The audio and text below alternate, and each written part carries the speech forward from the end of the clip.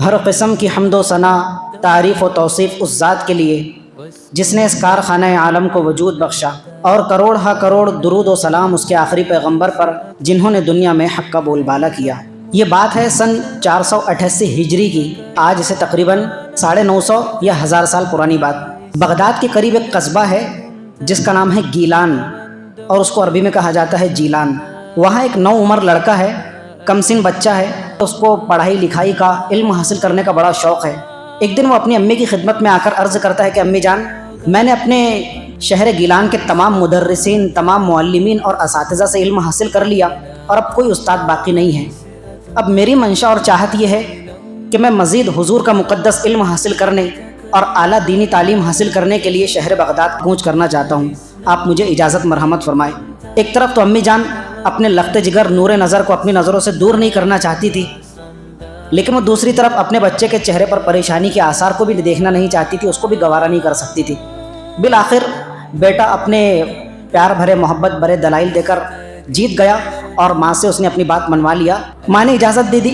تھوڑا تحقیق تفتیش کے بعد پتہ چلا کہ ہمارے شہر اور بستی گیلان سے ایک قافلہ شہر بغداد کی طرف کوچ کرنے والا ہے، فلاں فلاں تاریخ اور فلاں فلاں دن۔ بچے کو یہ معلوم پڑا تو اس کی تو خوشی کی انتہا نہیں رہی کہ چلو اب تو مجھے ہم سفر بھی مل گیا اور میرا سفر مزید آسان ہو جائے گا۔ وہ ایک ایک لمحہ اس قافلے کے وہاں رخصت ہونے کے انتظار کے اندر بتانے لگا۔ جب وہ گھڑی آ پہنچی، وہ دن اور تاریخ آ پہنچی کہ وہ قافلہ یہاں سے رخصت ہو کر شہر گیلان سے بغداد کی طرف کوچ کرنے والا تھا، تو آخری صبح امی کے پاس حاضر ہو کر کہنے لگا کہ امی جان، آپ مجھے کچھ نصیحت فرما دیجئے تاکہ میں آپ کی نصیحتوں کو پلو باندھ کر رکھوں اور زندگی بھر ان پر عمل پیرا رہوں۔ امی جان نے سب سے پہلی نصیحت کی کہ بیٹا، زندگی بھر اپنے پروردگار کے احکامات کی پابندی کرتے رہنا۔ دوسری نصیحت کی کہ زندگی بھر ہر حرام کام سے اپنے دامن کو بچائے رکھنا۔ تیسری نصیحت فرمائی کہ ہمیشہ تقدیر الہی پر راضی رہنا، جو اللہ تعالیٰ نے تمہاری قسمت میں لکھ دیا ہے، قسمت کا لکھا کوئی نہیں ٹال سکتا۔ جو بھی معاملہ پیش آئے ہچکچانا مت، گلے شکوے مت کرنا، تقدیر الہی پر راضی رہنا۔ اور ہاں، آخری اور چوتھی نصیحت کہ بیٹا زندگی میں کتنی ہی کڑک سچویشن آئے، کیسے ہی کٹھنائیوں بھرے حالات ہو، کیسے ہی کریٹیکل کنڈیشن آ جائے، کبھی بھی اپنی زبان کو جھوٹ کی گندگی سے آلودہ مت ہونے دینا، ہمیشہ سچائی کا دامن تھامے رہنا۔ امی جان نے اس بچے کی آستین میں 40 دینار سونے کے سکے سی دیے کہ تم اس کو حفاظت سے رکھو، سفر مکمل ہونے کے بعد جب تمہیں ضرورت پیش آئے ایک ایک سکہ نکال کر اپنی ضرورت پوری کرنا۔ 40 دینار ان نوجوان بچے کی آستین میں سی دیے۔ قافلے میں شامل ہو گئے، امی کو سلام کر کے دعائیں وغیرہ لے کر قافلے کا حصہ بن کر جب قافلہ رواں دواں ہوا، چلتے چلاتے ہوتے ہواتے کئی دن کی مسافت کے بعد اب یہ قافلہ پہنچتا ہے ہمدان کے ایک سنسانی کوہستانی علاقے کے اندر۔ تو وہاں جب یہ قافلہ پہنچا تو وہاں پر 60 ڈاکوؤں نے قافلے پر حملہ کر دیا۔ بڑی خونی قسم کے حملہ آور، حملہ کر کے انہوں نے قافلے کا سارا مال، سارا اسباب، سارے قیمتی اشیاء کو لوٹ لیا، اپنے قبضے میں لے لیا۔ پورے قافلے کا مال لوٹنے کے بعد جب یہ بچے کے پاس پہنچے، ایک ڈاکو پوچھتا ہے کہ بیٹا تمہارے پاس بھی کچھ ہے؟ کہتا جی چچا جان میرے پاس 40 دینار ہے۔ تو کھلکھلا کر ہنس پڑا اور کہا کہ بچہ مذاق کر رہا ہے، شاید میری اوقات اس کو معلوم نہیں کہ میں کتنا خونخوار ڈاکو ہوں۔ لیکن وہ بچہ سمجھ کر جو ہے آگے چلتا بنا۔ دوسرا ڈاکو جو ہے پورے قافلے کی تلاشی لیتے لیتے لیتے آخر میں اس بچے کے پاس پہنچا۔ بیٹا تمہارے پاس بھی کچھ ہے؟ جی محترم میرے پاس 40 دینار ہے۔ کہا کہ کیا بات کر رہے ہیں؟ تیسرا ڈاکو آیا، بالآخر بچے کے پاس پہنچا اور پوچھا کہ بیٹا تمہارے پاس بھی کچھ ہے جو ہمارے لوٹ کھسوٹ سے باقی رہ گیا ہو، پیچھے رہ گیا ہو؟ کہا کہ میں کیوں جھوٹ بولوں، میرے پاس 40 دینار ہے۔ کہا تیرے پاس 40 دینار ہے، کہاں ہے؟ اور وہ بچے کو ہاتھ پکڑ کر اپنے سردار کے پاس لے کر گیا جو ایک چوٹی پر بیٹھا ہوا تھا اور پورے قافلے کا لوٹا ہوا مال گن رہا تھا۔ سردار کی خدمت میں حاضر کیا گیا۔ سردار نے پوچھا کہ بیٹا یہ کیا بات ہے، تم چھوٹے بچے ہو اور ہم سے مذاق کی سوجی ہے تم کو؟ کہا کہ نہیں، میں بالکل حقیقت حال بیان کر رہا ہوں، میرے پاس 40 دینار ہے۔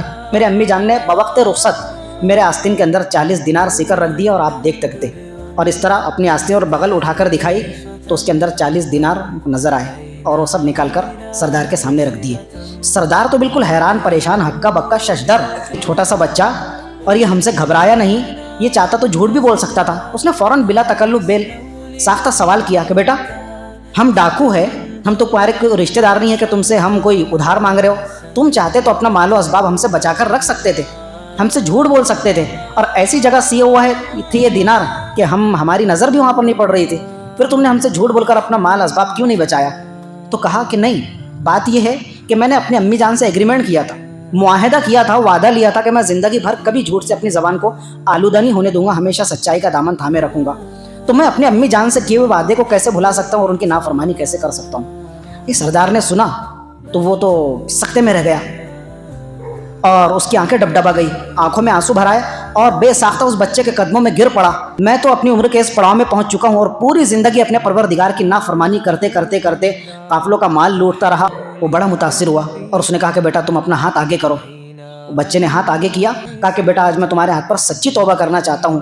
بچے نے ہاتھ آگے کیا، اس ڈاکو کے سردار احمد بدوی نے سچی توبہ کر کے توبہ تائب ہو گیا۔ جب اس کے سپاہیوں نے دیکھا کہ ہمارا سردار توبہ تائب ہو کر اللہ کا سچا فرما بردار بندہ بن گئے ہیں، تو انہوں نے کہا جس طرح ہم چوری ڈکیتی کے اندر تیرا ساتھ دے رہے تھے، تو ہمارا سردار تھا، اس معاملے میں بھی تو ہمارا سردار اور رہنما ہے۔ اور وہ جو ہے سب ایک اللہ کے ماننے والے اور سچے دل سے توبہ تائب ہو کر پکے مسلمان ہو گئے۔ یہ بچہ کہ جن کی زبان مبارک سے نکلے ہوئے حق و صداقت کے کلمات اور ان کی زبان سے نکلی ہوئی سچائی کی روشنی نے ان ڈاکوؤں کے دل کی دنیا بدل دی، وہ کوئی اور نہیں بلکہ ہماری آنکھوں کا نور، ہماری سروں کا تاج، سارے اولیاء اللہ کے امام، پیران پیر، امام الاولیاء حضرت شیخ عبد القادر جیلانی رحمۃ اللہ علیہ۔ ربیع الاخر کا مہینہ چل رہا ہے، جس کو ہمارے سب کانٹیننٹ کے اندر کچھ ہمارے مسلمان بھائی 11ویں کا مہینہ کہتے ہیں، 11ویں شریف کا مہینہ۔ جب ان سے پوچھا جائے تو کہتے ہیں کہ یہ حضرت شیخ عبد القادر جیلانی رحمۃ اللہ علیہ کی وفات کا اور انتقال کا مہینہ ہے، اور غالباً آج 10 تاریخ ہے۔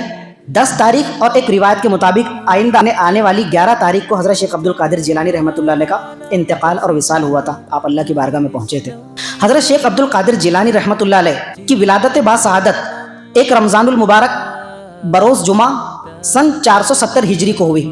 حضرت شیخ عبد القادر جیلانی رحمۃ اللہ علیہ کا سلسلہ نسب 10 واسطوں سے حضرت حسن رضی اللہ تعالیٰ عنہ تک اور 11 واسطوں سے حضرت علی المرتضی رضی اللہ تعالیٰ عنہ تک پہنچتا ہے۔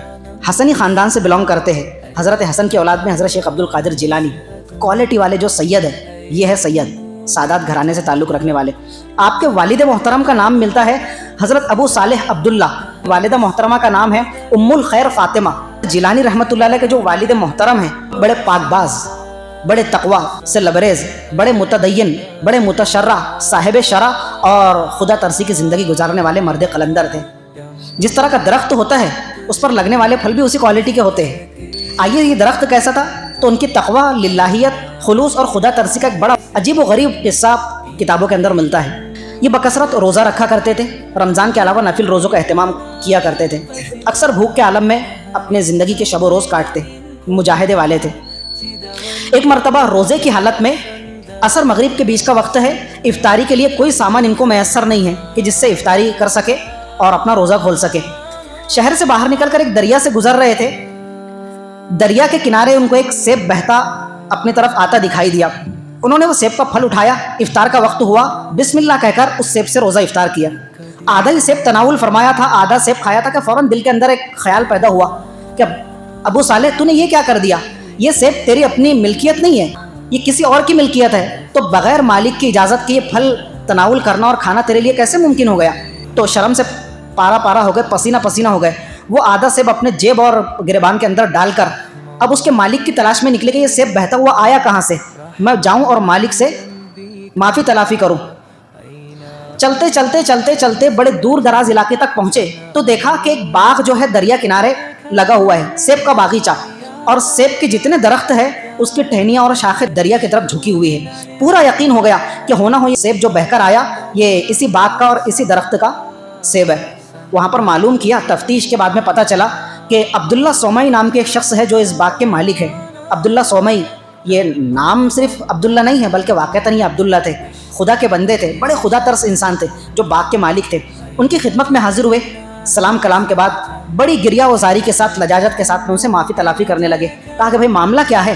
کہا کہ حضرت اس طرح کا معاملہ پیش آیا اور یہ سیب میں نے بہتا ہوا دیکھا، اس کو اٹھایا اور بغیر آپ کی اجازت کے میں نے کھا لیا، اور اب یہ صورتحال آپ کے سامنے ہے، تو میں خدا کے لیے آپ سے معافی چاہتا ہوں، آپ مجھے معاف فرما دیجیے۔ یہاں پر لوگ پوری جائیداد ہڑپ کر جاتے ہیں۔ باپ کے مرنے کے بعد اچھے خاصے مسلمان، حاجی صاحب بھی ہے، معتمر صاحب بھی ہے، قاری صاحب بھی ہے، فلاں صاحب ہے، بہنوں کی پوری پراپرٹی جو ہے ہڑپ کر کے پیٹ کی آگ بجھاتے ہیں، اور ماں کے دودھ سے ان کا پیٹ نہیں بھرتا، زندگی بھر جو ہے اپنے بہنوں کا بھی حصہ نہیں دیتے۔ رشوت خور یہ ہے، سود خور یہ ہے، بیاج خور یہ ہے، اور پکے مسلمان بھی بنے۔ تو ابو صالح عبداللہ کہنے لگے کہ یہ ایک عجیب قسم کا نوجوان ہے، بہتا ہوا سیب، حالانکہ اگر چرایا ہوتا اور پھر معافی تلافی کرتا تو سمجھ میں آتا، یہ تو سیب بہہ کر چلا گیا، کون دھیان رکھتا ہے؟ تو یہ کوئی غیر معمولی نوجوان ہے۔ کہا کہ ٹھیک ہے، تمہاری معافی تو میں تم کو منظور کرا دوں گا، میری 2 شرطیں ہیں۔ سب سے پہلی شرط ابھی تمہارے سامنے رکھتا ہوں، ایک شرط پوری کرو تو میری طرف سے معافی کا معاملہ ہوگا، تو تم اللہ کی بارگاہ میں چھٹکارا پا سکو گے۔ حالانکہ سزا کے طور پر نہیں تھا، وہ تو اور پرکھنے کے لیے، ان کی ایمانی قوت دیکھنے کے لیے۔ کہا کہ پہلی شرط یہ ہے کہ میں تمہیں اس وقت معاف کروں گا جب کہ تم اتنے مہینے اور اتنی مدت تک میرے باغ کی رکھوالی کرو گے۔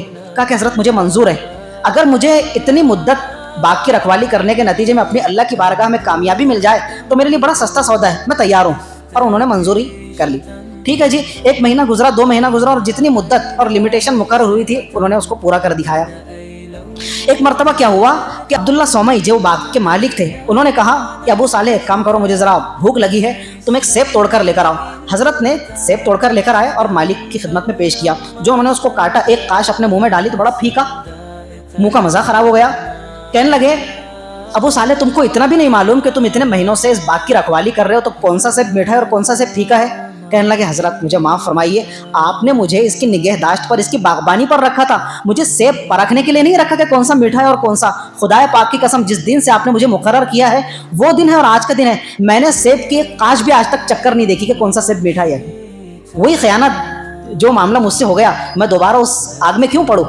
اور زیادہ متاثر ہوئے، کیا کہنے تیرے تقوی کے اور للہیت کے، دل کے دل میں کہنے لگے۔ جب مدت مکمل ہوئی تو آئے اور کہنے لگے حضرت اب جو ہے آپ سے ایگریمنٹ میں نے معاہدہ کیا تھا وہ پورا ہوا، اور آپ نے مجھے منظوری دی تھی کہ اگر میں آپ کے معاہدے کو پورا کروں تو مجھے معافی مل جائے گی، تو میں اپنے کیے پر مجھے پچھتاوا ہے اور میں معافی چاہتا ہوں۔ کہا کہ میں نے 2 شرطیں تمہارے سامنے رکھی تھی، ابھی تو ایک شرط پوری ہوئی، دوسری شرط باقی ہے۔ کہا جی حضرت سر تسلیم خم ہے، فرمائیے۔ کہا کہ میری ایک بچی ہے، آنکھوں سے اندھی بھی ہے، کانوں سے بہری بھی ہے، زبان سے گونگی بھی ہے اور پیروں سے معذور ہے، لنگڑی ہے۔ اس بچی سے تمہیں نکاح کرنا پڑے گا، اگر تم میری بچے سے شادی بیاہ رچاتے ہو، نکاح کرتے ہو تو تمہیں اب معافی ملے گی، ورنہ اس کے علاوہ کوئی چارہ نہیں تھا۔ اور شرط بھی کتنی کڑی کہ جس کو اپنا رفیق سفر بنانا ہے، لائف پارٹنر بنانا ہے، نہ آنکھوں سے دیکھتا بنے، نہ کانوں سے سنتا بنے، نہ زبان سے بولتا بنے، نہ پیروں سے چلتا بنے، اندھی بہری لولی لنگڑی۔ لیکن کیا کرتے، خدا کی خوشنودی حاصل کرنے کے لیے ہر سودا منظور ہے۔ ٹھیک ہے جی، نکاح ہو گیا۔ جب بیگم صاحبہ سے ملاقات کے لیے خلوت میں گئے، گھر میں داخل ہوئے روم کے اندر، تو دیکھا کہ ایک بڑی حسین و جمیل دوشیزہ خاتون بیٹھی ہوئی ہے، جس کی آنکھیں سلامت ہے، ہاتھ پیر سلامت ہے، جو بول سکتی ہے، سن سکتی ہے۔ گھبرا گئے، پسینے چھوٹ گئے کہ میں کس غیر محرم کے پاس آ گیا۔ بھاگے دوڑے گئے عبداللہ سومئی کے پاس، کہا کہ حضرت آپ نے کہا تھا کہ میری بچی سے نکاح کرو اور آپ نے میرے روم میں کس کو بھیج دیا ہے؟ کہا کہ تم گھبراؤ مت، وہ میری اپنی بچی دختر نیک اختر اور تمہاری ہونے والی زوجہ ہے، وہی تو ہے۔ کہا کہ حضرت آپ نے کہا تھا کہ وہ دونوں آنکھوں سے نابینا ہے، ہاتھوں سے لنجی ہے، پیروں سے لنگڑی ہے اور اسی طرح کی اس کی معذوری ہے۔ میں تو دیکھ رہا ہوں کہ بالکل صحیح سلامت ہے، ماشاءاللہ، اللہ تعالیٰ نے حسن و جمال سے نوازا ہے، پری پیکر چہرہ ہے۔ تو یہ آپ نے کیا کہا تھا کہ وہ اندھی ہے؟ میں تو دیکھ رہا ہوں کہ وہ بالکل بینا ہے۔ کہا کہ بیٹا وہ اس طور پر اندھی ہے کہ میری بچی نے زندگی بھر کسی اجنبی اور غیر محرم کی طرف نظر نہیں ڈالی، اس لیے وہ اندھی ہے۔ وہ بہری اس لیے ہے کہ اس نے کبھی خلاف شرع کوئی گانا اور کوئی سانگ اپنے کانوں سے نہیں سنا، ہمیشہ کلام مقدس کی تلاوت سنتی رہی۔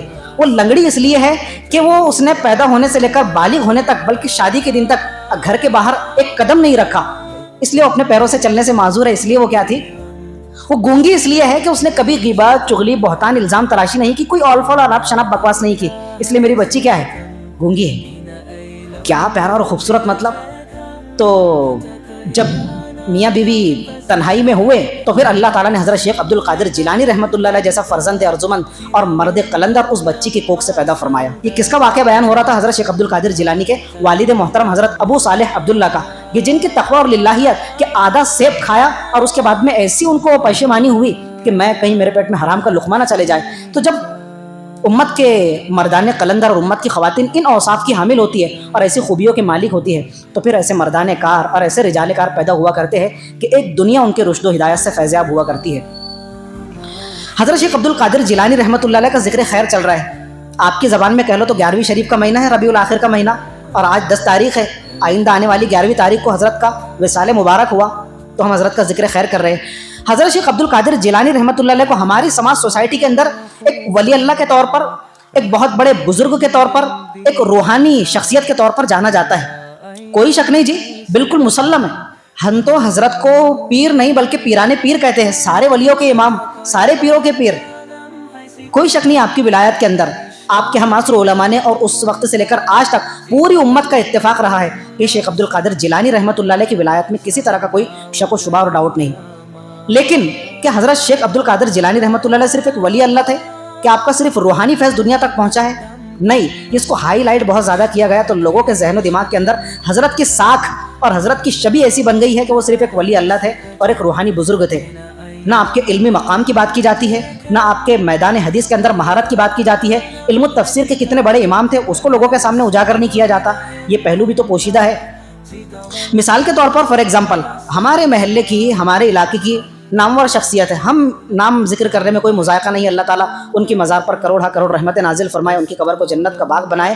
ہمارے مرحوم اقبال سیٹھ صاحب اب کتنی نامی گرامی ہستی ہے، متفق علیہ شخصیت ہے. جس بندے سے بھی سنو تو ان کا ذکر خیر سننے کو ملتا ہے، کوئی ان کا برائی سے تذکرہ نہیں کرتا. حالانکہ ان کے اندر کمیاں بھی ہے، کوتاہیاں بھی، اللہ تعالیٰ ان کی کمی کوتاہیوں سے درگزر فرمائے. اگر کوئی شخص ان کا تعارف اس طور پر کرائے کہ وہ مہاراشٹر کے اندر بہت بڑے چمڑے کے بیوپاری تھے، اسکن مرچنٹ تھے، کوئی شک نہیں نا. لیکن ان کی شخصیت کے جو دیگر پہلو ہیں آپ ان کا بھی تذکرہ کیجئے کہ کس طرح سے صلح صفائی کے معاملات کو ہینڈل کیا کرتے تھے. جب دو قبیلوں کے بیچ لڑائی کا معاملہ ہو جایا کرتا تو کس طرح خوبی کے ساتھ ان کو نمٹایا کرتے تھے. ان کی شخصیت کے دیگر پہلو بھی تو ہے. تو آپ صرف اسکن مرچنٹ کے طور پر کیوں ان کی شخصیت کو ہائی لائٹ کر رہے ہیں؟ تو ان کا اسکن مرچنٹ ہونا اتنا ہائی لائٹ ہو گیا کہ ان کی دوسری خوبیاں دب گئی. اسی طرح حضرت شیخ عبد القادر جیلانی رحمۃ اللہ علیہ کی بزرگی اور ولایت کو اتنا ہائی لائٹ کیا گیا کہ ان کے دیگر کمالات اور اوصاف کیا ہو گئے، دب کر رہ گئے. حضرت کا علمی مقام وہ بھی تو لوگوں کے سامنے اجاگر کیا جائے. ہمارے سروں کا تاج، پچھلی صدی کی بہت ہی مسلم شخصیت. عرب کے لوگ کسی کو گھاس نہیں ڈالتے، کسی کے آگے نہیں جھکتے، لیکن عرب کے لوگ ان کو اپنا روحانی باپ مانتے تھے. میری مراد ہے حضرت مولانا سید ابو الحسن علی میاں ندوی رحمۃ اللہ علیہ. حضرت نے مولانا شیخ عبد القادر جیلانی رحمۃ اللہ علیہ کی شخصیت پر قلم اٹھایا. تذکرہ شیخ عبد القادر جیلانی بہت ہی مختصر انداز میں لیکن بڑے مدلل، بڑے اوتھینٹک اور مستند انداز میں. تو فرماتے ہیں کہ حضرت کا جو مدرسہ تھا شیخ عبد القادر جیلانی رحمۃ اللہ علیہ کا، تو آپ کے مدرسے کے اندر روزانہ ایک سبق تفسیر کا ہوا کرتا تھا، ایک سبق حدیث پاک کا ہوا کرتا تھا، ایک سبق فقہ کا، مسئلے مسائل کا جو مستند مسائل ہیں، اور ظہر بعد کا ایک پیریڈ تھا اس کے اندر تجوید قرآن کا درس ہوا کرتا تھا. سینکڑوں نہیں بلکہ ہزاروں افراد امت آپ کے سبق کے اندر، آپ کی مجلس علم کے اندر شرکت فرمایا کرتے تھے اور فیضیاب ہوا کرتے تھے. ہم جس طرح حنفی المسلک کہلاتے ہیں، میں اور آپ، ہم حضرت امام ابو حنیفہ رحمۃ اللہ علیہ کے مسلک کے ماننے والے ہیں. امت کے اندر 4 بڑے امام ہوئے، حضرت امام ابو حنیفہ، حضرت امام شافعی رحمۃ اللہ علیہ، حضرت امام مالک رحمۃ اللہ علیہ اور حضرت امام احمد ابن حنبل. تو حضرت شیخ عبد القادر جیلانی رحمۃ اللہ علیہ جس مسلک کے پیروکار تھے وہ ہے حضرت امام احمد ابن حنبل کا مسلک. تو آپ حنبلی المسلک تھے، لوگوں کو جو ہے فتویٰ دیا کرتے تھے امام احمد حنبل کے مسلک کے مطابق، اور ایسے فتوے دیا کرتے تھے کہ عراق کے بڑے بڑے قداور علماء اور مفتیان آپ کے فتووں پر اور آپ کی علم تحقیق پر رشک کیا کرتے تھے. ابھی آپ سن چکے کہ آپ کے حلقہ درس میں، آپ کی مجلس علم کے اندر سینکڑوں نہیں بلکہ بیک وقت ہزاروں افراد شریک ہوا کرتے تھے، اور آپ کی کوئی مجلس مسلمانوں ایسی نہیں تھی، کوئی مجلس ایسی نہیں تھی کہ جس میں یہود و نصارہ اسلام قبول نہ کرتے ہو. کوئی مجلس ایسی نہیں کہ جس میں یہود اور نصارہ شرکت نہ کرتے ہو اور حضرت کے ہاتھوں پر مشرف با اسلام نہ ہوتے ہو. اور جو گنہگار، ڈکیت قسم کے، بد اعتقاد، بد عقیدہ مسلمان ہوا کرتے تھے وہ حضرت کی مجلس علم کے اندر شریک ہو کر اپنے غلط عقائد سے اور اپنے گناہوں سے توبہ نہ کیا کرتے ہو. سینکڑوں افراد، بلکہ آپ نے ایک موقع پر خود فرمایا کہ اس وقت سے لے کر جب سے میں نے حلقہ درس کو سنبھالا ہے آج تک 1 لاکھ سے زائد گنہگار مسلمانوں نے میرے ہاتھ پر توبہ کی ہے. یہ خود حضرت شیخ عبد القادر جیلانی رحمۃ اللہ علیہ کی گواہی ہے. آپ کی پختگی علم اور آپ کی بصیرت کا ایک عجیب واقعہ کتابوں میں لکھا ہے. ایک استفتاء، ہمارے آسان زبان میں کہہ لے جو، تو ایک سوال علماء کی خدمت میں آیا جو عراق کے، بغداد کے بڑے بڑے علماء تھے. سوال یہ تھا کہ اگر کوئی شخص یہ قسم کھا لے کہ میں ایک وقت میں ایسی عبادت کروں گا کہ اس عبادت ادا کرتے ٹائم کوئی دوسرا مسلمان میری اس عبادت کے اندر شریک نہ ہو. آپ سمجھیے، سامنے والا مسلمان یہ قسم کھا رہا ہے کہ میں ایسی عبادت کروں گا کہ میری اس عبادت کی ٹائمنگ میں، اس عبادت کے ادا کرتے وقت میں صرف تنہا اس کی عبادت کا ادا کرنے والا ہوں گا، پوری روئے زمین پر کوئی دوسرا مسلمان اس عبادت کا ادا کرنے والا نہ ہوگا. اگر میں اس عبادت کو ادا نہ کر سکا ایسے طریقے پر، ایسی کنڈیشن کے ساتھ، تو میری بیوی کو 3 طلاق. اب کتنی عجیب بات ہے، اگر میں یہ قسم کھا لوں تو میں اپنی قسم میں تو بالکل جھوٹا ہوں کہ میں ایسی عبادت کرنا چاہتا ہوں کہ میں صرف اکیلا اس ٹائمنگ کے اندر اس عبادت کا ادا کرنے والا ہوں. تو اگر میں عبادت کر رہا ہوں، یعنی فار ایگزامپل میں نفل پڑھ رہا ہوں، تو دنیا کے اندر سینکڑوں ہزاروں مسلمان اس وقت نفل ادا کر رہے ہوں گے. جمعے سے پہلے سنت ادا کر رہے ہوں گے، جمعے سے پہلے والی کوئی نفل ادا کر رہے ہوں گے، صلاۃ الحاجت صلاۃ الاستخارہ پڑھ رہے ہوں گے. سارے علماء حیران پریشان. حضرت شیخ عبد القادر جیلانی رحمۃ اللہ علیہ کی خدمت میں جب یہ مسئلہ آیا تو آپ نے بلا تکلف بے ساختہ جواب دیا کہ یہ شخص بلا تکلف جو ہے اپنی عبادت ادا کر سکتا ہے تنہا تنہا، اور اس کی بیوی کو طلاق بھی واقع نہیں ہوں گے. علماء نے کہا کہ حضرت یہ کس طرح ہو سکتا ہے؟ ایسا تو ہو ہی نہیں سکتا کہ کوئی ایک مسلمان ایک ہی وقت کے اندر اکیلا وہ عبادت کر رہا ہو. اگر وہ نماز پڑھ رہا ہوگا تو ترکی کے اندر، ملیشیا کے اندر، کسی اور ملک کے اندر کوئی نہ کوئی بندہ خدا وہ عبادت تو ادا کر رہا ہوگا. پورے روئے زمین پر وہ عبادت ادا کرنے والا یہ شخص کیسے ہو سکتا ہے؟ کہا ہو سکتا ہے. کہا کہ حضرت کس طرح؟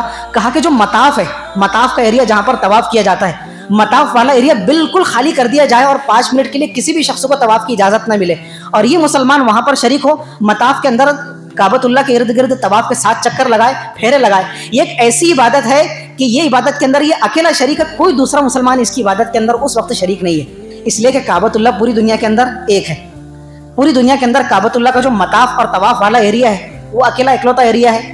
تو کوئی مسلمان اس طواف کی عبادت کے اندر شریک ہو سکتا ہے؟ نہیں ہو سکتا. تو اس کی قسم بھی پوری ہو گئی اور اس کی بیوی کو طلاق بھی واقع نہیں ہوئی. کتنا گہرائی والا مسئلہ بتایا اور کتنا تحقیقی فتویٰ دیا. سارے علماء حیران اور ششدر تھے. بتائے تو کیا بتائے. یہ حضرت رحمۃ اللہ علیہ کا علم مقام کبھی کسی نے اجاگر کیا؟ حضرت کی ولایات، بزرگی، روحانی فیض کو تو واقعتاً اس میں تو کوئی شک نہیں ہے. انہی کا روحانی فیض ہے کہ آج ہمارے چہروں پر داڑھیاں ہیں، سنت رسول، ہمارے سروں پر ٹوپیاں ہے، اور جو کچھ بھی دین اسلام کی رمق موجود ہے تو انہی بزرگان دین کا فیض ہے. ہم تو مانتے ہیں بھائی، ہم بزرگ لیس نہیں ہے، ہم بزرگوں کے انکاری نہیں ہے. جو کچھ بھی ہے ہم کہتے ہیں کہ بزرگوں کے جوتوں کی دھول اور خاک وہ ہماری آنکھوں کا سرما ہے. انہی بزرگان دین کا فیض ہے. وہ کوئی اور لوگ ہوں گے جو بزرگان دین سے امت کو کاٹتے ہیں، برگشتہ کرنے کی کوشش کرتے ہیں. حضرت رحمۃ اللہ علیہ کے ملفوظات میں ایک سب سے بہترین ملفوظ جو پایا گیا، کئی ایک ملفوظ ہیں، ان کے مقولات ملتے ہیں. فرماتے ہیں کہ فرائض کی ادائیگی کے بعد میں جو اللہ تعالیٰ نے فرائض مسلمانوں کے ذمہ لاگو کیے ہیں، جتنے نفل عبادات ہیں، جتنے نفلی کام ہیں، ان سارے نفلی کاموں کا جہاں تک کہ میں نے جائزہ لیا، فتشت الاعمال کلھا، میں نے تمام نفلی اعمال کا جائزہ لیا. تو حضرت آپ نے کیا پایا کہ سب سے بہترین اور افضل ترین نفل عمل کیا ہے؟ فرماتے ہیں فما وجدت فیہا افضل من اطعام الطعام. تو نفل اعمال میں سب سے بہترین عمل میں نے جو پایا وہ یہ تھا کہ بھوکوں کو کھانا کھلایا جائے، بھوکوں کا پیٹ بھرا جائے. شدت بھوک کے مارے جو جوجھ رہے ہیں، جو دستے سوال دراز کرنے پر مجبور ہیں، ان بے کس قسم پرسی کے عالم میں پڑے ہوئے بھوکے بندوں کی دستگیری کی جائے، ان کا پیٹ بھرا جائے، بھوکوں کو کھانا کھلانا. حضور سے ایک موقع پر پوچھا گیا، دریافت کیا گیا، یا رسول اللہ ای الاسلام افضل، یا رسول اللہ اسلام کا سب سے بہترین اور افضل ترین عمل کون سا ہے؟ حضور نے کیا فرمایا؟ تطعم الطعام، اگر تم بھوکوں کو کھانا کھلاؤ یہ اسلام کا سب سے بہترین عمل ہے. بہترین عمل سے مراد نفل اعمال کے اندر فرائض تو اپنی جگہ فرائض ہے، ان کا تو کوئی انسان انکار کر ہی نہیں سکتا. فرائض کی ادائیگی کے بعد میں نفل اعمال میں سب سے افضل عمل حضرت شیخ عبد القادر جیلانی رحمۃ اللہ علیہ کی نظر میں کون سا ہے؟ اطعام الطعام، بھوکوں کو کھانا کھلانا. اور وہ خواہش ظاہر فرمایا کرتے تھے اود لو ان الدنیا بیدی، اگر پوری دنیا سمیٹ کر میرے قدموں میں ڈھیر کر دی جائے کہ حضرت آپ پوری دنیا کے اندر جس طرح چاہے مال اور روپیہ پیسے کے اندر تصرف کر سکتے ہیں تو کس طرح میں تصرف کروں گا؟ فرمایا کرتے تھے اطعمھا الجیا، پوری دنیا کی مال و دولت سمیٹ کر اگر میرے قدموں میں ڈھیر کر دی جائے اور مجھے اس کا مالک بنا دیا جائے تو اس پوری دنیا میں مال و اسباب کو لے کر میں بھوکوں کا پیٹ بھرنا شروع کر دوں گا، بھوکوں کو کھانا کھلاؤں گا. اور فرمایا کرتے تھے لو جاءنی الف دینار، اس وقت جب کہ میں ممبر جمعہ پر بیٹھا ہوا ہوں، اگر میرے پاس اس وقت میری جھولی میں اگر کوئی 1000 نہیں 1,00,000 دینار لا کر دے دے اور ہدیہ کر دے تو رات نہیں گزرنے پائیں گی، میں رات گزرنے کا انتظار نہیں کروں گا، اس سے پہلے وہ سارے غریب بندوں کے اندر تقسیم کر دوں گا. آپ کی استقامت، آپ کی بصیرت. آج ہم فرائض کے علاوہ 2 رکعت اشراق کی پابندی کر لے، ذرا تہجد کی توفیق مل جائے تو اپنے آپ کو ولی کامل سمجھنے لگتے ہیں. اگر کوئی بشارت مل جائے خواب کے اندر، اگر کوئی شیطانی خواب بھی آئے تو اس کو رحمانی خواب سمجھ کر تو 10 لوگوں سے اس سے شیئر کرنا جب تک کہ ہوگا نہیں تب تک کہ ہم چین کی نیند نہیں سوئے گے دوسرے دن. اب ولی کامل بن گئے جو 2 رکعت تہجد کی توفیق مل گئی. اور یہ کیا پیرانے پیر تھے، کیا امام الاولیاء تھے. اور شیطان مجھ پر اور آپ پر، ہم چھوٹے بچوں پر حملہ نہیں کرتا، وہ تو شیطان کے بائیں ہاتھ کا کھیل ہے کہ بس ایک وہ آتا ہے اور تھوڑا سا وسوسہ شیطانی ہمارے دل کے اندر ڈالتا ہے، ہمارے قدموں کے اندر لڑکھڑاہٹ پیدا ہو جاتی ہے. یہ جو لوگ تھے ان کے لیے شیطان کے ہتھ کنڈے اور حربے بھی ویسے اسٹرانگ ہوا کرتے تھے. رات کا وقت ہے، تاریکی کا سماں ہے، راستے سے گزر رہے ہیں، ایک روشنی نمودار ہوئی میرے سامنے. حضرت کا خود کا جو ہے سنایا ہوا اپنا واقعہ. روشنی آسمان کے چاروں طرف بکھر گئی اور آسمان کے تمام افق پر چھا گئی. میں دیکھتا رہا کہ اچانک سے یہ کیا ماجرا ہے. بس میرے دیکھنے کی دیر تھی کہ خوبصورت ایک حسین و جمیل چہرہ نمودار ہوا. دھندلا دھندلا سا نقوش اور نقشہ نظر آ رہا ہے اور آواز آ رہی ہے عبد القادر میں تمہارا پروردگار تم سے مخاطب ہوں. اور سنو عبد القادر، جو اگلی بات میں تم سے کرنے والا ہوں وہ یہ کہ تمہاری اسپیشلٹی اور کوالٹی اور وشیشتا یہ ہے کہ میں نے دنیا کے اندر جتنے مسلمانوں پر جتنے تمام اعمال کو حرام کیا تھا، جتنی چیزوں کو حرام کیا تھا، وہ تمام حرام کی ہوئی چیزیں تمہارے لیے حلال کر دی گئی ہے. سارے حرام کام حضرت شیخ عبد القادر جیلانی کے لیے کیا ہو گئے؟ حلال ہو گئے. جیسے حضرت شیخ عبد القادر جیلانی رحمۃ اللہ علیہ نے یہ آواز سنی، فرمانے لگے شیطان مردود جلدی دور ہو جا. سمجھ گئے کہ جو حرام کام رسول اللہ کے لیے حرام ہے، آپ کے مقدس صحابہ کے لیے حرام ہے، مجھ سے پہلے تمام اولیاء کے لیے حرام ہے، قرآن مجید میں جو رہتی دنیا تک کے لیے کلام مجید ہے، حرام کاموں کو حرام قرار دیا قیامت کی صبح تک. میرے لیے وہ حرام کام کیسے حلال ہو سکتے ہیں؟ تو فوراً دھتکار دیا اور اس آواز کو ٹھکرا کر کہنے لگے شیطان مردود تم میری نظروں سے دور ہو جا، یہ کیسے ہو سکتا ہے؟ کہنے لگے کہ بس میرا یہ جواب دینا تھا کہ وہ روشنی سیاہی میں بدل گئی اور تاریکی چھا گئی. اب میں 2 قدم آگے بڑھا، پھر حملہ ہوا. شیطان رکتا نہیں ہے، یہ اس سے زیادہ خطرناک وار تھا، دوسرا جو اب وار ہے. کہنے لگا عبد القادر تمہیں تمہارے علم نے بچا لیا ہے، تمہارے پاس جو غیر معمولی علم ہے، فقہ ہے، حدیث کا علم ہے، تمہارے علم کی بدولت میرے چنگل سے نجات پا گئے، تمہارے علم نے تم کو بچا لیا. یہ اس سے بڑا ہتھ کنڈا تھا، حربہ تھا. اگر آ جاتے کہ ہاں مجھے میرے علم نے بچا لیا ہے پھر تو موت تھی حضرت کی. کہنے لگے شیطان مردود میں مہربانی خداوندی سے اور فضل خداوندی سے تیرے چنگل سے بچا ہوں، ورنہ میں کیا اور میرے علم کی اوقات کیا. جب بعد میں کسی نے پوچھا کہ حضرت آپ کو کیسے معلوم ہوا کہ وہ شیطان تھا، کہا کہ کسی دوسری چیز نہیں ہوا، جو جملہ اس نے کہا کہ میں نے تمام حرام کردہ چیزوں کو تیرے لیے حلال کیا ہے، میں فوراً سمجھ گیا کہ جو تمام اولیاء اللہ کے لیے، رسول اللہ کے لیے، آپ کے مقدس صحابہ کے لیے حرام تھی، وہ حرام چیزیں میرے لیے حلال کیسی ہو سکتی ہے. تو یہ حضرت عبد القادر جیلانی رحمۃ اللہ علیہ کے استقامت، یہ خواب اگر مجھے آنے دو اور ایسی روشنی نمودار ہونے دو، ہم تو سیدھا اپنے آپ کو جنتی تصور کرنے لگیں گے اور فوراً جو ہے فوٹو کے اندر اور ویڈیو کے اندر وہ منظر کیپچر کریں گے اور دیکھو بھائی مجھے تو اللہ تعالیٰ کی طرف سے بشارت ملی ہے. یہ کون سی بشارت تھی؟ شیطانی بشارت جو تم کو جہنم میں پہنچانے کا سبب بن رہی ہے. اور یہ جو مہینہ چل رہا ہے ربیع الاخر کا، جس کو 11ویں کا مہینہ کہا جاتا ہے، کہنے والے کہتے ہیں میں نہیں کہتا ہوں اور آپ بھی مت کہیے. تو حضرت شیخ عبد القادر جیلانی رحمۃ اللہ علیہ جیسا امام الاولیاء، پیران پیر، علم و فضل کا یہ آفتاب، رشد و ہدایت کا یہ مہتاب، لاکھوں بلکہ کروڑوں بندگان خدا کو راہ حق دکھلانے کے بعد بالآخر 90 سال کی عمر میں حضرت نے بھرپور عمر پائی. 90 برس کی عمر پانے کے بعد 10 ربیع الاخر اور ایک روایت کے مطابق 11 ربیع الاخر کو سن 561 ہجری کو ہمیشہ ہمیش کے لیے دائی اجل کو لبیک کہہ کر اللہ تعالیٰ کی بارگاہ میں پہنچ گئے اور راہ جنت کے مسافر ہو گئے. پروردگار عالم آپ کی مزار اقدس پر کروڑ رحمت نازل فرمائے، آپ کی قبر کو جنت کا باغ بنائے، آپ کی تعلیمات، آپ کے مقولات، آپ کی رشد و ہدایت کے مطابق ان کی تمام تعلیمات کو ہمیں اپنے زندگی کا رہنما بنانے کی توفیق مرحمت فرمائے اور اللہ تعالیٰ ہمیں ان کے نقش قدم پر چلنے کی توفیق مرحمت فرمائے. لوگ کہتے ہیں یہ 11ویں کا مہینہ ہے. ہر اردو مہینے کی 11 تاریخ کو اور خصوصاً جو ربیع الاخر کا مہینہ ہوتا ہے اس مہینے کی 10-11 تاریخ کو بھی اور عام طور سے پورا مہینہ حضرت شیخ عبد القادر جیلانی رحمۃ اللہ علیہ کے نام سے کھانا بنا کر ان کے نیاز کے نام سے ایصال ثواب کا اہتمام کیا جاتا ہے.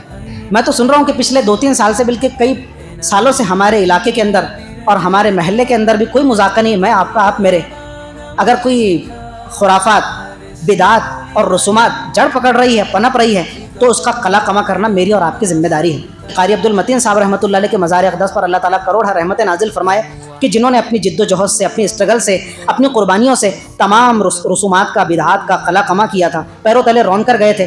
لیکن وہی ہوتا ہے کہ پھر فخلف من بعدہم خلف، ایسے نیک بندگان خدا کے بعد کچھ نہ ہنجار اٹھتے ہیں اور ان کی تمام تعلیمات کو پس پشت ڈال کر پھر وہی بدعات جو پیروں تلے رون کر گئے ان سر ابھارنے پر مجبور کرتے، بلکہ ان کا جھنڈا ہاتھ میں تھام کر ان کو بدعات کو فروغ دیتے ہیں. ٹھیک ہے جی، ایصال ثواب جو کیا جاتا ہے چاہے آپ کے مرحومین کے نام کا ہو، میں اپنے مرحومین کے نام سے ایصال ثواب کروں، کھانا بناؤں اور غریبوں کو کھلاؤں، محلے کے بچوں کو کھلاؤں اور ایصال ثواب کی نیت کروں، تو کھانا بنانا فی نفسی ہی کوئی برا نہیں ہے، کوئی حرام کام نہیں ہے، کوئی ناجائز کام نہیں ہے. اگر آپ کھانا بناتے ہیں، دیگ چڑھاتے ہیں، پلاؤ کی، تہاری کی، کسی بھی چیز کی، اس کی اجازت ہے نا.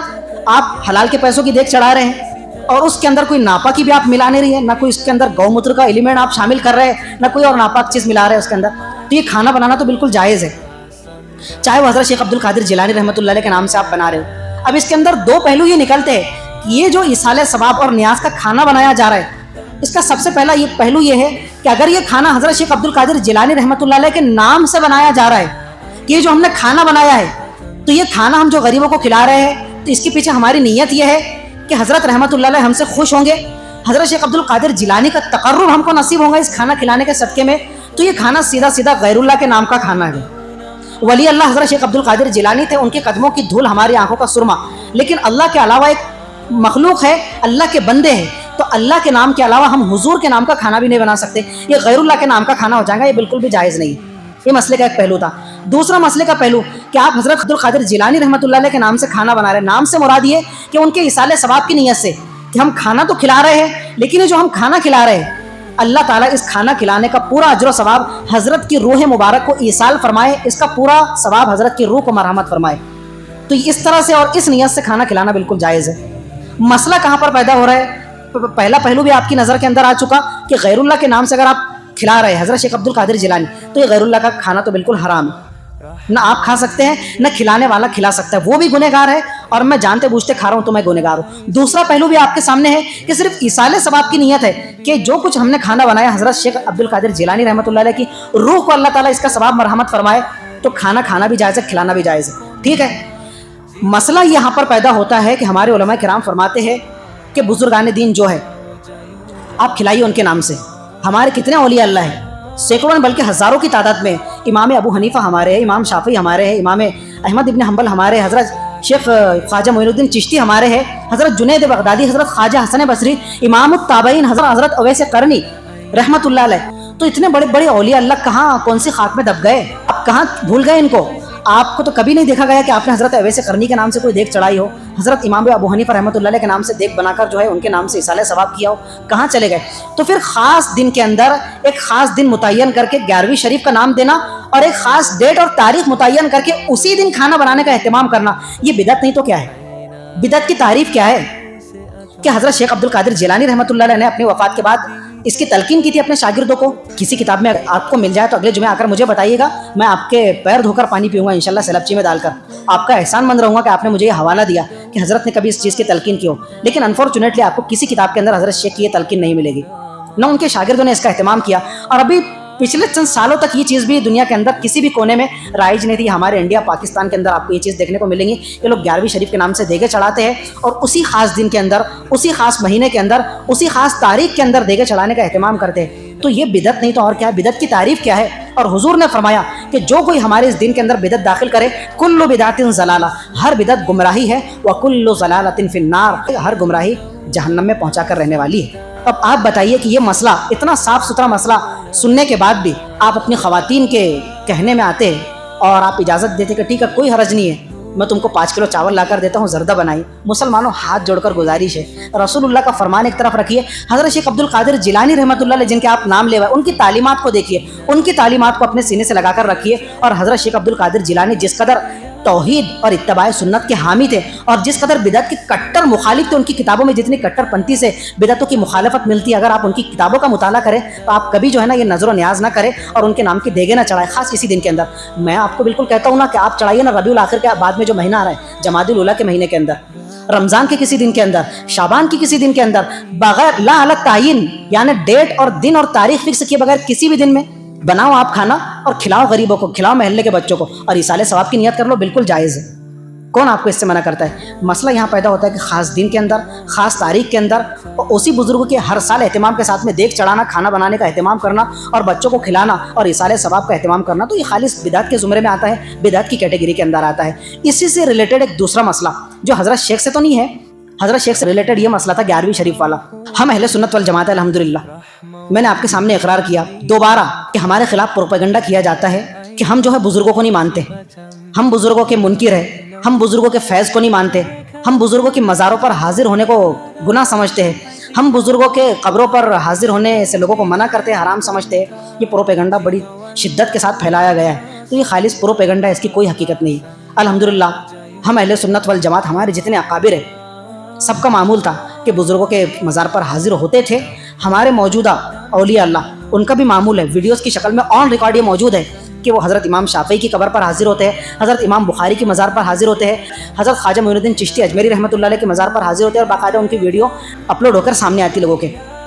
میں بھی ایک سفر سے واپس لوٹ رہا تھا اپنے ایک معزز کے ساتھ میں پچھلے دنوں، تو میں الحمدللہ حضرت غازی کیا نام ہے اچل پور والوں کا، دولہ رحمان شہید رحمۃ اللہ علیہ کے مزار اقدس پر حاضر ہوا، فاتحہ خوانی کا اہتمام کیا، ایصال ثواب کیا باادب طریقے سے۔ یہ ہوا میں پاتور کے اندر 2 سال تراویح پڑھا، وہاں پر الحمدللہ میرا فجر بعد ڈیلی روٹین تھا، ڈیلی معمول تھا فجر کے بعد تھوڑا ٹہلتا اور اس کے بعد میں حضرت شاہ بابو رحمۃ اللہ علیہ کے مزار اقدس پر حاضر ہوا کرتا تھا، فاتحہ خوانی کا اہتمام کیا کرتا تھا، ایصال ثواب۔ تو جن لوگوں نے پروپیگنڈا چلایا ہوا ہے وہ ٹکٹکی باندھ کر بڑی پھٹی نگاہوں سے دیکھتے تھے کہ یار یہ تو عقل کنویں سے فارغ ہے اور چمن کے اندر تراویح پڑھا رہے پاتور کی بات، تو یہ تو تبلیغی عالم صاحب ہے، قاری صاحب ہے، یہ کیسے مزار پر حاضر؟ یہ تو مزار پر حاضر ہونے کو گناہ سمجھتے ہیں۔ بھائیو ایسی بات نہیں ہے، یہ خامخواہ کا ہمارے خلاف پروپیگنڈا پھیلایا گیا ہے۔ بزرگوں کی مزار پر حاضر ہونے کو ہم کوئی گناہ نہیں سمجھتے، ہم بزرگوں کے بالکل منکر نہیں ہیں، ہم ان کے فیض کے قائل ہیں، وہ اولیاء اللہ، ان کے قدموں کی دھول ہماری آنکھوں کا سرما ہے، ہم اس چیز کے بالکل اقراری ہے، لیکن چند کنڈیشن کے ساتھ، چند حدود کے ساتھ جو ہے ہم مزارات پر حاضری کی اجازت دیتے ہیں۔ بزرگوں کی مزارات پر حاضری کے لیے سب سے پہلا ادب یہ ہے کہ آپ بالکل باادب حاضر ہو، ٹھیک ہے، لیکن اتنا بھی ادب کے ساتھ نہیں کہ جس کا بارگاہ الہی کے اندر حاضر ہوا جاتا ہے۔ دوسرا یہ کہ آپ ان کے لیے ایصال ثواب کا اہتمام کریں۔ جو کچھ آپ نے پڑھا ہے، 3 قل اللہ پڑھے ہو یا یاسین شریف پڑھی ہو یا ان کی مزار پر بیٹھ کر آپ نے پورے قرآن مجید کی تلاوت کی ہو، آپ نیت کر کے پروردگار جو کچھ بھی میں نے تلاوت کی ہے اس تلاوت کا اجر و ثواب ان کی روح کو ایصال فرما دے، یعنی پہنچا دے، ٹھیک ہے، یہ بھی مسئلہ ہو گیا جی، بالکل جائز ہے۔ ایک اور چیز کہ جو بزرگ ہے اولیاء اللہ ہے، ان کی قبروں پر دعا مانگنے کا مسئلہ، دعا مانگنے کے مسئلے کے اندر بھی ہمارے نزدیک جو جائز پہلو ہے وہ یہ ہے کہ براہ راست نہیں بلکہ ہم یہ دعا کریں گے، اور الحمدللہ ہم مانگتے ہیں، میرا بھی معمول ہے اور ہمارے اکابر نے بھی اس کی اجازت دی ہے کہ جو صاحب قبر ہے، جو ولی اللہ ہے، حضرت غازی دولہ رحمان شہید ہے، حضرت خواجہ معین الدین چشتی اجمیری ہے، حضرت شیخ عبد القادر جیلانی ہے، آپ ہاتھ اٹھا کر دعا کریں یا ہاتھ نیچے رکھ کر، دونوں اختیارات ہیں کہ پروردگار عالم، یہ جو صاحب قبر ہے یہ تیرے نیک بندے تھے، تیرے مقدس بزرگ تھے، میں گنہگار پاپی بندہ، پروردگار عالم میں ان کے صدقہ طفیل، یہ الفاظ، ان کے صدقہ طفیل، ان کے توسل سے، ان کے وسیلے میں تجھ سے دعا مانگتا ہوں، تو میری دعا کو قبول اور مقبول فرما، یہ بالکل جائز ہے۔ اس سے آگے کا جو معاملہ ہے وہاں پر معاملہ خراب ہو جاتا ہے۔ بزرگوں کے مزارات پر تعظیم اور توقیر کے ایسے ایلیمنٹ کے ساتھ میں حاضر ہونا، ایسے جذبے کے ساتھ حاضر ہونا کہ پہنچتے سے آپ پہنچے اور فوراً جو ہے وہاں پر جھک گئے، تو یہ میں نہیں، اعلیٰ حضرت جو بریلوی مکتبہ فکر کے بانی ہے، فاؤنڈر ہے اور ان کے مسلک کے سب سے بڑے عالم مانے جاتے ہیں، انہوں نے خود فتاوی رضویہ کے اندر اس بات کی صراحت کی ہے کہ اگر آپ رکوع برابر بھی جھکتے ہیں تو اس کی بالکل اجازت نہیں ہے۔ اعلیٰ حضرت نے صاف طور سے لکھا ہے، یہ تو بات جو ہے ان کے ماننے والوں نے غلو آمیزی کی ہے اور مبالغہ آرائی کرتے ہوئے پورے مکتبہ فکر کو کچھ بریلوی حضرات نے وہ جو ہے بدنام کیا ہے، ورنہ ان کی تعلیمات بھی یہ نہیں ہے اعلیٰ حضرت کی۔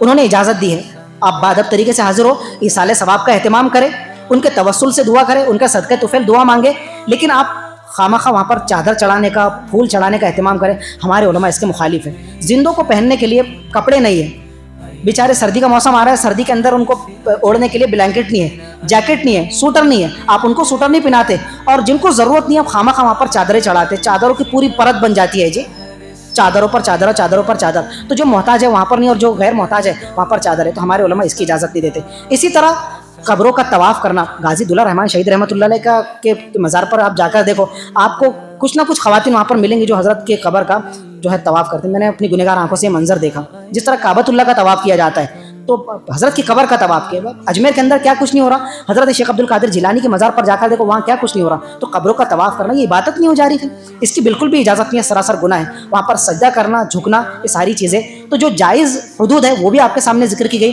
اور جو ناجائز عناصر ہے وہ بھی آپ کے سامنے ذکر کیے گئے۔ باقی آخر میں یہ بات کہ الحمدللہ ہم بزرگوں کے ماننے والے ہیں، بزرگوں سے بڑی عقیدت رکھتے ہیں اور ہم بالکل اس بات کو تسلیم کرتے ہیں، بالکل پورے جذبے کے ساتھ میں کہ الحمدللہ جو کچھ بھی ہمارے چہروں پر داڑیاں ہیں، سنت رسول ہے، اور سروں پر ٹوپی ہے، اور جو کچھ بھی دین اسلام کی رمق ہے، الحمدللہ یہ انہی بزرگان دین کا فیض ہے۔ وآخر دعوانا الحمدللہ رب العالمین۔